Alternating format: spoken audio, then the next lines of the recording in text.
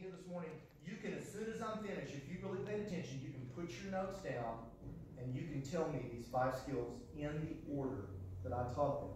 Because it makes sense. You picture yourself doing it. If I'm going to build a business, what's the first thing I do?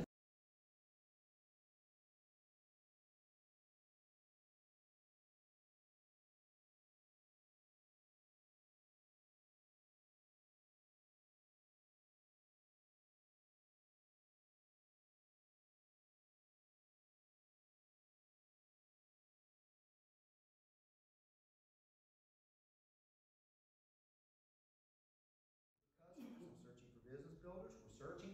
So it all starts with, I need somebody. Prospect. So you don't have to try to memorize that that's number 1. Now, after I've found that person, I've identified their needs and wants, this next one flows logically. I'm going to invite them. And here's what this means. The goal of inviting, to get your prospect to have a look at what you have to offer. That's it. That's all you're doing. You're inviting them to have a look at what you have to offer. You tailor your invitation based upon the needs and wants that you identify with all that listening you're doing. Now, I'm going to teach on that here in a minute. We're talking today about 5 skills, 4 habits, and a 3-step system. When I get to the 3-step system, I'm going to elaborate on this point right here.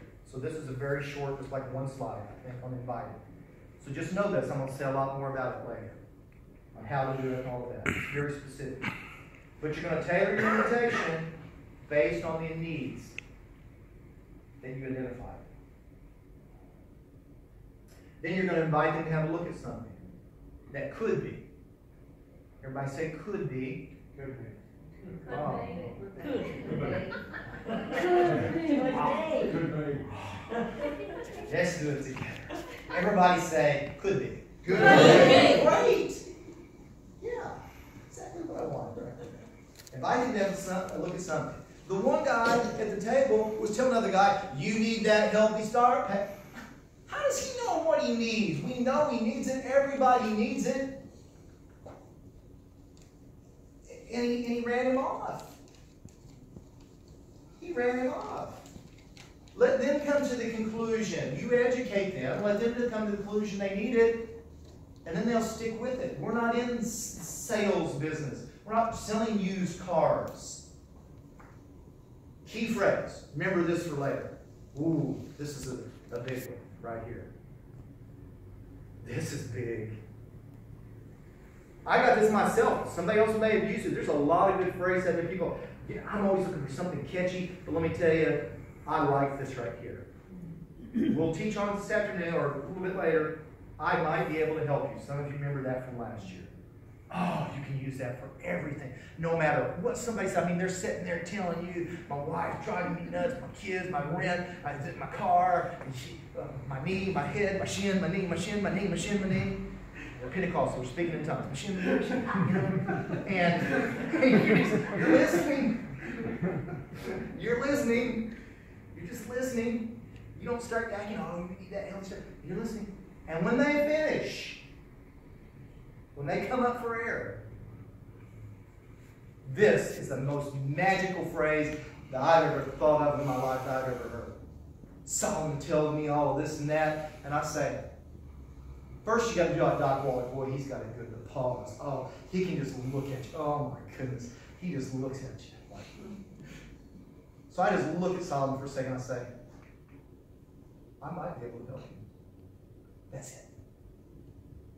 I can't wait to teach on this here in a little bit. That is a magic phrase. I might be able to help you. You could say it 1,000 different ways, as long as you're sincere. They're going on and say, Kevin, that's interesting. All that stuff you just told me, your wife, your kids, your dog, your mother-in-law, your in-laws, outlaws, your neighbors, your business. Can't do this, can't do that. That's all interesting. I might be able to help you. It's magic. Can't you just feel the magic? Let's practice saying it once. And we're going to say it real loud this time. I'm going to say it. Then after I say it, we're all going to repeat it in unison. You say it in your own way. You don't try to say it like me. But you say it in your own way. And just feel the magic. I'm going to do it my way, and then you're also going to do it all at the same time. I might be able to help you. Let's do it a couple more times. How's it feel? Now I'm going to do a little different. I'm going to take some of I might be able to help you. Let's try it one more time. I might be able to help you. You practice saying these things, and you'll get out here and forget. So you practice it. Go to sleep tonight saying it. I might be able to help you. Somebody needs to set a naughty phone or something. Skill number 3. Skill number 3, presenting. Now again, don't try to memorize this. The first one, you got to have a prospect, right? The second thing, when I find that prospect, once I identify those needs and wants, I want them to come see something, to hear something, and invite them. Kevin, it's getting hot in here, bro. I don't know if we have control. Now, if nobody else is hot, you just leave it like this. I'm melting up here. Shaking his head. Is that, first of all, and don't just do it, is anybody else a little warm besides me? Well, then it's just me. Let's just keep going then. What the heck? We'll do that. Right, dear. I'll put you in charge. Not now, no, not now. Not now, sister. No. She's gonna do that.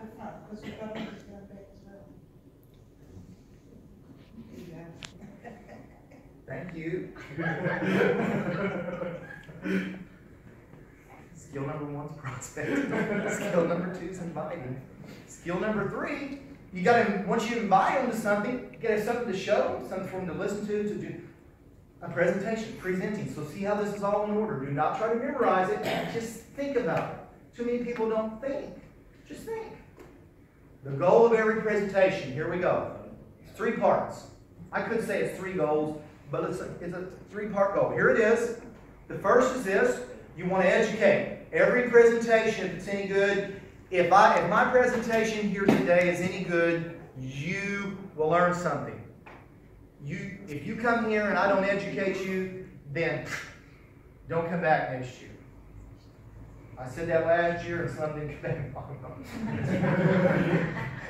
back. The goal of every presentation, to educate, but that's not all. And what? To inspire. Right? Remember I said that? Some groups in longevity, man, they're really good at educating, but there's no inspiration. It's just flat. It's kind of boring. Others are, man, they got the inspiration. It's on the verge of hype. Some of them it's mega hype, but you're not going to learn squat. You're going to come out feeling good. The feeling's going to be gone tomorrow. You need both. But I've added a third part. The third part for network marketing purposes, and educate, inspire, and you want the prospect to be convinced that they can give a presentation just as good as the one you just gave to them. Ooh, that's so important.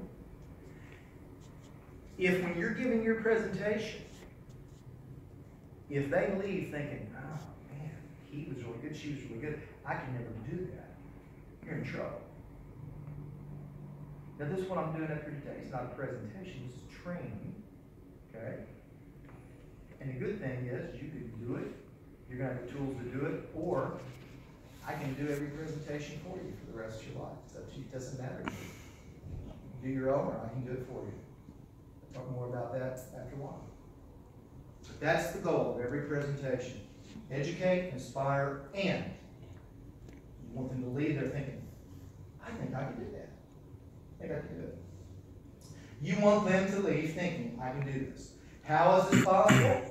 Using the same tool, which is now a video that you're going to see after a while. It's what makes the presentation duplicatable. We have a new word we'll teach you if you've been on my conference call. You already know this word. It used to be duplication. Now I've created a new word, triplication.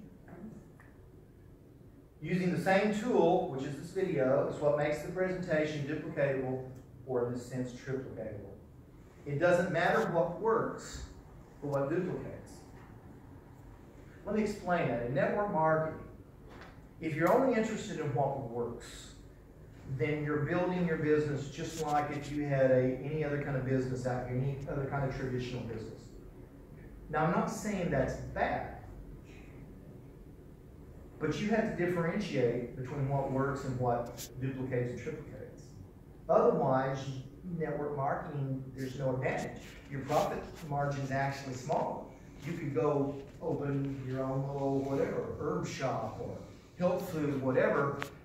Now, your products wouldn't be as good as Youngevity's. For the most part, we have some stuff in the Wales of the world. We know why. But as far as your profit margin would be bigger. If that's all you're interested in is what you do, the work that you do, your profit would be a lot higher than an 8% commission. So I'm assuming you're in network marketing because you want more than that. You're not just looking for a immediate profit. You see the big picture of, I find a few, find a few, find a few. Next thing you know, I have hundreds of thousands. We're all working together as a team. It's like Facebook. I always tell people, the day you joined Facebook, you started with one. What do they call Facebook? It's social. What's the next word? Yes, but the other word I'm looking for, they call it social networking. That's what Facebook and all these other things are. Social networking. We're in what's called network marketing. It's through a network. The day you joined Facebook, everyone in this room, your Facebook network, your social network started with one person, just you. Now today, I don't know how many you have. You could have dozens, you could have hundreds, you could have thousands. And you don't even know them all. That's the way network marketing works, exactly the same way. Exactly the same. Tools are how we leverage time and skill. You can't teach people your skills. You can't teach them your personality. You can't duplicate your skills or your personality in someone else. Some of you, we wouldn't want to duplicate your personality in anybody else. So don't try. Tools. Everybody say tools? Tools. That's it. Tools. She's mocking me now. Yeah. Anyone can do the power play presentation. That's where you push power and push play. And you do the video, you do the presentation. I shared with you about the young lady that I met years ago. She was 19 years old, who had a brother who was 10, who had a younger sister who was 8. Parents were not in the business, never did join. The 19-year-old girl did not have her own car. They were a poor family. She joined, she got excited. She starts handing out Dr. Walk CDs, and she had handed out 40-something of those, over 40. And nobody called her back. She called her upline, and she said to them, and this was her words, not mine, she called, she says, this business sucks. He said, I'll take that as a question on how to get better results. She said, whatever. And they had a little training video. Go watch the video and see where you're missing it. Call me back. She went and watched it. Within 2 months, guys, within 2 months, she reached the rank that we now call 1 star. Let me get settled. Find what you need? All right. Within 2 months, she reached the rank of 1 star executive. 19. The little brother and the little sister, the 10-year-old and 8-year-old, went in business together, formed a partnership. I want this corporation. They formed a partnership. And every week they got together and they went out on their scooters, not motor scooters, but these kind. And they set a goal. They said, I heard the kid tell this, he was 10, he said that every week they would have a business meeting, he and his little sister. They would set a goal, talk about that this afternoon, and decide how many Dr. Walk CDs they wanted to distribute that week. And then they'd go do it. And then they would invite people to a presentation that they did. Wow. 10-year-old and 8-year-old. They had a video, I don't know, it wasn't mine, because mine's brand new. They had a video, evidently. They would bring them to their house. Parents weren't involved. They were doing it. Power play. But it's not just some stories, man. If I met these people. So the girl was making $2,000 US a month. The 10-year-old was making, at that time, between $500 and $800 US a month. And the younger 8-year-old girl was making $200 or $300 US a month. After just a few months of doing this.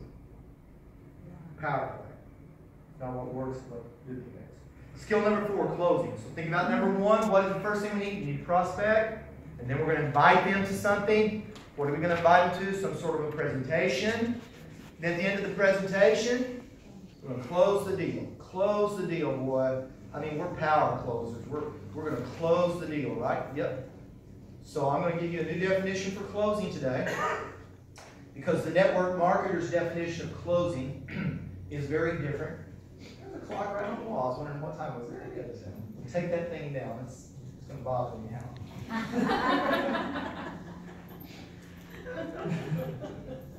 Skill number 4 is closing. So get ready for this. Brace yourself. The goal of closing is simply this. This takes all the pressure off, guys. What does that say? The goal of closing is simply to collect a decision. That's it. If you try to make it more than that, you're going to get discouraged. Rich, I just can't close the deal. Everybody said no. Blah, blah, blah, blah, blah. They don't even understand what closing is. Closing is just collecting a decision. Now, if you're a used car salesman, closing means something different, let me tell you. It's not just collecting a decision. You know, you want them to buy a car. They're wrong. They're assuming. What's that noise? Is that our speaker, Kevin? Outside. Outside? We got birds, we got people. The network marketer's definition of closing, here it is: to follow up and follow through until you collect a yes or no decision. Guys, that should take 100% of the pressure off you. Remember what I said? You can't produce gold. You can't make gold be in that stream where you're prospecting. You can't make diamonds be in the ground where you're digging. All you can do is search and explore. And then once you find something that you think might be it, is to test it experimentally, to test its value, and that is it. And then you invite that person to something based on a need or a want that they identify to you, and then you gave them the power play presentation. You push power and you push play, and at the end of that presentation, now you're going to close the deal, and all that means is you're going to follow up and you're going to follow through until you collect a yes or a no, and you don't care if it's yes or no. Kevin Susan hates it when I said, oh, she scolds me. I had it in the presentation. You know, I'll show you later. We'll say, it's like, I don't care if you say yes or no. I just want you to see. She's like, get that out of there. I said, but I don't care. I don't care. She will say it differently. I'm like, all right, so I don't say that anymore. But I don't care. But, and no, seriously, we care about them, but we don't care if they say yes or no. If you care, if they say yes or no, they're going to feel all that anxiety oozing out of you. It's just, they're going to feel it. They're going to feel it, and they're going to run from you. You're chasing them without saying a word. They feel that anxiety. That's why I don't like, and I'm not being critical. I'm having my own contest now, but it's very different. I don't like the contest where it's based on how many you enroll that month and how many. I don't like that. That puts pressure on people. I mean, that's fine for the people who like to do it, go do it. But my goodness, I'm not just interested in racking up. I could go out here and I could talk everybody. I could talk those seagulls into joining this business if I wanted to.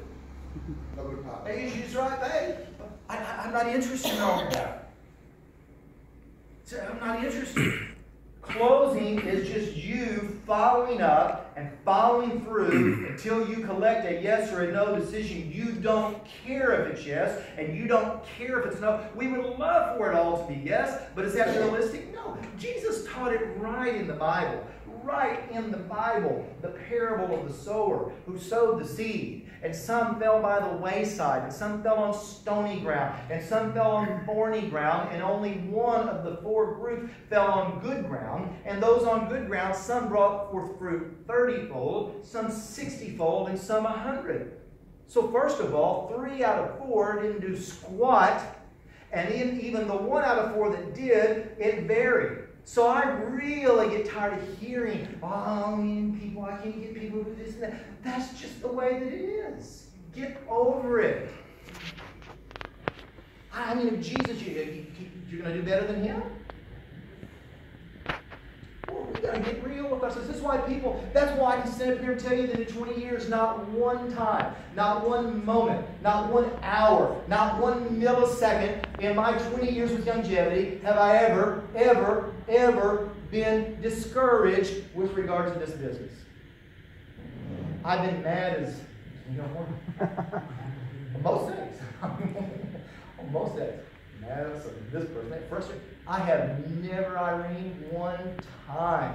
Have you ever seen me? I've been discouraged about things in my life. I can't right now think of the last time I was. Thank God. I'm just being serious. I'm sure that I have. I know I have.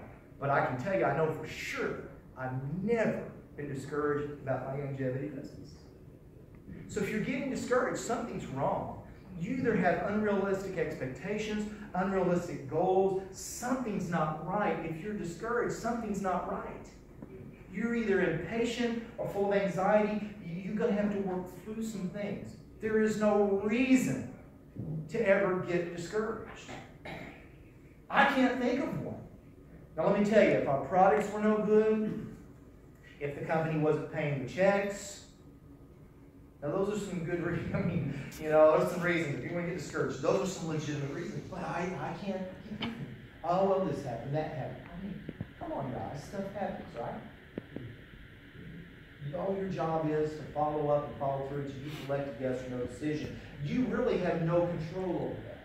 And if you just get that out of your mind, because see, here's what you think is, you think the definition, look what I just put up there, you think the definition of closing is persuading.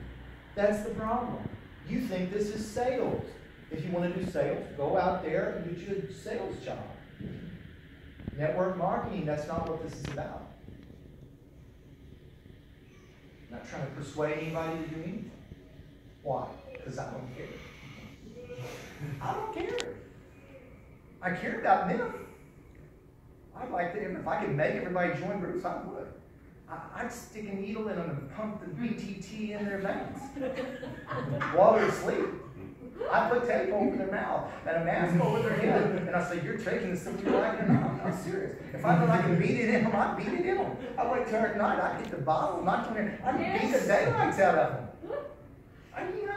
But I'm not interested in that. Now, granted, you got to do your part, sharpen your skills. You can't just come out and, I don't care. I mean, let's work on ourselves and our presentation, all that. Let's give them the best opportunity they could ever have. Let's try to remove all obstacles. That's why I don't want you doing a meeting. Don't do a presentation with kids running around. No. Don't. That's like, you notice I don't do that. No. I'm not doing it. Kevin and I got in a tiff last year. We were at your place. And the girls started being all hostile back there. They're fixing up stuff because we're going to have some snacks and all. And I'm sitting there and Kevin's introducing me. I said, I'm not coming up there. And you can see he's getting so mad. I said, I'm not getting up there. Because the people were still talking. And they were all back there saying, "Go ahead, Rich, go ahead." And I said, "No, that's okay." And I wasn't smiling on the inside. I was smiling. "No, that's okay." Inside, I'm not happy inside. But I'm determined. I'd already decided. I'll sit here all day long. I just thought, I don't care how long it takes. But see, some of you're giving presentations, you got kids running around, you got phones ringing, you got this and that. Well, what are you saying about what are you saying about our product? What are you saying about our message when you do that? What are you saying about this business that you're telling them is going to shape their life? They don't take their kids to the university class, do they? People get mad. They come to Dr. Wallach's meeting and say, "You can't bring that kid in here." "Oh, what kind of man is he?" Give me a break. People, they come to us. We charge $5 when we do the Dr. Wallach thing. Didn't used to do that. I get more people at my meetings now by doing that. The money helps offset some of the cost. Let's face it, you're not getting rich off of that part of it. So, but we started doing it, and boy, we had people come up, and this guy came here a few weeks ago. He's like, "Oh, so-and-so's got my ticket." I said, "Well, I don't know so-and-so, but you're not going to that room with that ticket." Oh, he got so mad. I heard him over time. He said, "Oh, we got Hitler sitting over there at the table," and he started all this. And then I even had some other people come in. Rich, so-and-so says, I said, "I don't care." Is that greed? No. I didn't let him in the room without a ticket when I just had 100 other people just had to pay me to get their ticket to go in. I don't care. He's the one. And he was going to leave. And guess what? Did I care? Hello! Come on, I know this is going to all make a point somehow. He was going to leave. And guess what? I didn't care. And all these other people are coming. Rich is going to leave. I don't care. I really, honestly, I wanted him to leave. I didn't like him. I didn't like him at all. And I was trying to be nice. He thought I was being mean, and he only knew how hard I was trying. Oh my gosh, he would have given me an A forever. It's taking everything I got, because I got my leaders there, and I just like, inside. I'm just like, I want to take him out back. Not to the out back. Oh. Whew. And this guy comes to me, he's over, he knew me from his. He says, Rich, how do you just always stay so calm? And I was thinking, oh my God. You only knew. We're learning here today, guys. We're trying to persuade because we don't care if they say yes or no. People who have to be talked into something can be talked out of something. If something's not worth $5, is he going to join? I doubt if he did. I don't remember. Is he going to buy it? I doubt it. Are you kidding me? I had told him, I said, well, listen, here's what you can do. I said, you can pay me $5. And when that person gets here, if they have their ticket, I give you your money back. It's just that simple. I said, but you're not going to have a ticket. I mean, that's simple stuff. You know, pretty simple. We're looking for people who lose sleep thinking about the longevity opportunity. That's who you're looking for. That's who you're looking for. If you got excited about it, here's how you start. Just keep searching. You can't produce them. You can't make them be there. Prospect, search, explore, experiment, test value until you find one person that's as excited as you are. That's all you got to do. But then you're going to use the training system that we provide for you, and you're going to train them. It really is easy as, isn't it? How easy is this? Easy as. Much better. I'm going to give you all the break in a minute because that was good. That was good. Skill number 5, training. Why don't I do this one here and we'll take a short break. We got to keep it short though. We got to keep it short, guys. So we'll go over for lunch, and then people will get hangry. Here's the goal of training. Again, think about the 5 skills I read. Nobody needs to memorize it. It's all simple. It all starts with, put your notes down, put them down. What does it have to start with? You got to have a prospect, don't you? And once you find them and you identify what they need and want, what's next? It's simple stuff. You can invite them to look at something, listen to something, CD, meeting, video, right? Now, once you invite them, you got to have something for them to see and hear, presentation. And then the presentation, common sense, you got to collect a decision. You're going to find out. Solve it. Yes or is it no? Yes. You close the deal. And then, for those who say yes, they may say no to your business and yes to your products. They still need some training, but I'm primarily talking here about training your business partners. We have tools for training how to use the products, but for the most part, you don't train customers. You're training your business partners. Here's the goal of training: triplication. Here's the definition of triplication: teaching people how to teach people how to teach people how to use our system for success. Teaching people how to teach people how to teach people how to use our system for success. Duplication means I teach you. Triplication means I teach you how to teach others how to teach others. I'm working 3Ds. Makes all the difference in the world. I've done a lot of duplicating in 20 years, but I haven't done a lot of triplicating. Didn't even realize there was such a thing. There wasn't such a thing until a few months ago. Triplicate. I teach you. I've taught a lot of people, but I haven't taught a lot of people how to teach people how to teach people. And there's a big difference there. That's when your business takes on a life of its own, and it grows with or without you being personally involved. The only way to triplicate is by using the same training tools. And guys, we have some tools today that you can buy, but the training system is free on that website that you see here, easyas.biz. And I'm putting more stuff up there all the time. Everything I teach, except what I'm going to teach this afternoon, is on there.